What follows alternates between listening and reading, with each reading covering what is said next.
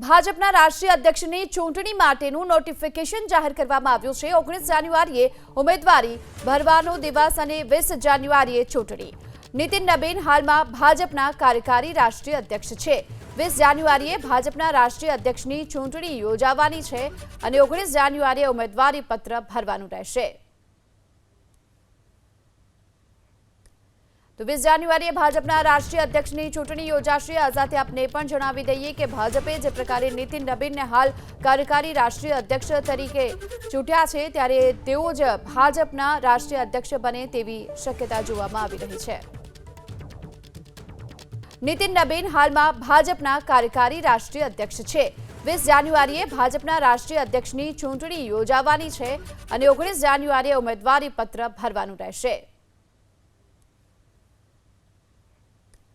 तो 20 જાન્યુઆરીએ ભાજપના રાષ્ટ્રીય અધ્યક્ષની ચૂંટણી યોજાશે। આ સાથે આપને પણ જણાવી દઈએ કે ભાજપે જે પ્રકારે નીતિન નબીનને હાલ કાર્યકારી રાષ્ટ્રીય અધ્યક્ષ તરીકે ચૂંટ્યા છે, ત્યારે તેઓ જ ભાજપના રાષ્ટ્રીય અધ્યક્ષ બને તેવી શક્યતા જોવામાં આવી રહી છે।